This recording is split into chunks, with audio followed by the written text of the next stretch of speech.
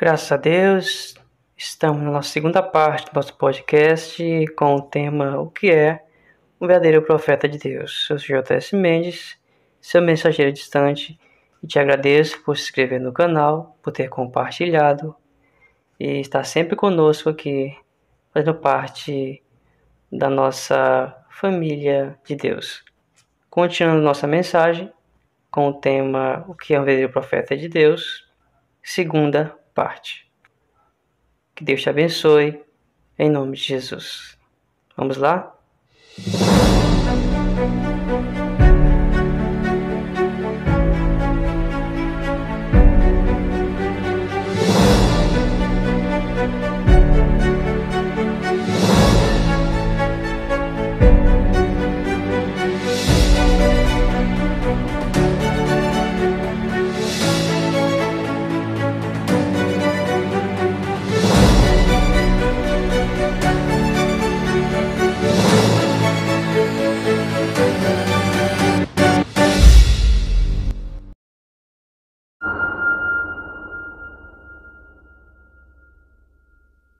Falaram em nome de Deus, por ordem de Deus, a palavra de Deus.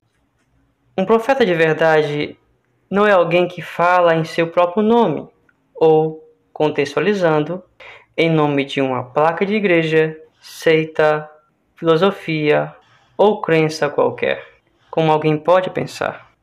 Um profeta de verdade, ele é alguém que fala em nome de Deus, em nome do verdadeiro Deus que lhe enviou e confiou uma mensagem específica. Nem também o profeta é alguém que fala porque quer falar. Ou seja, o profeta não deve dizer que Deus te abençoe, quando Deus, na verdade, não quer abençoar. O fato é que o que mais vemos em nossos dias são pessoas dizendo Deus está te abençoando, quando na verdade Deus não está envolvido no assunto, envolvido na história, pois nem todo sucesso vem de Deus. A grande e terrível verdade é que tais profetas que falam assim estão profetizando muitas vezes falsamente o que Deus não lhes mandou dizer.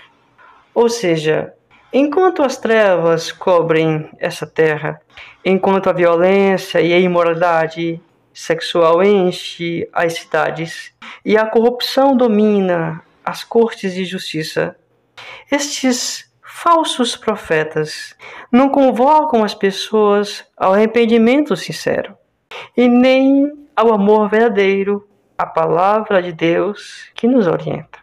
Eles também não convocam a igreja moderna ou a igreja atual a abandonar o seu evangelho humanista e materialista secular, que coloca o homem e os bens materiais e os prazeres da vida como mais importantes que Deus e a sua palavra.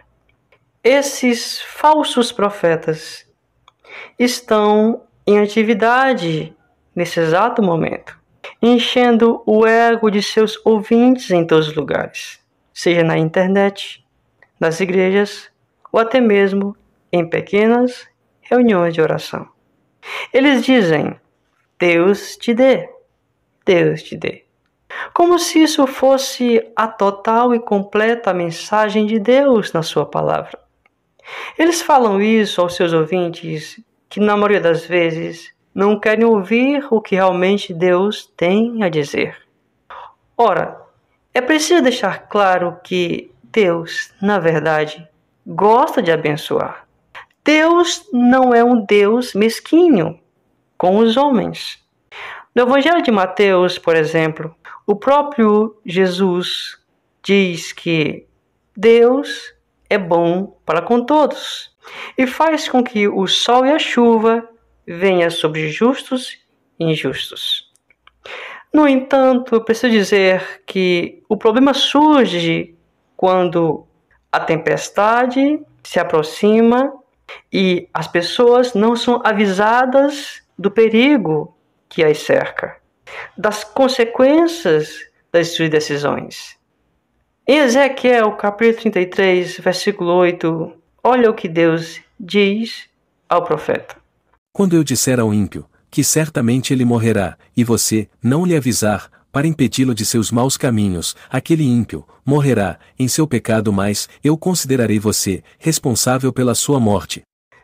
Logo podemos afirmar que as palavras de tais profetas são em si mesmas duvidosas, pois eles profetizam apenas coisas de seu próprio coração.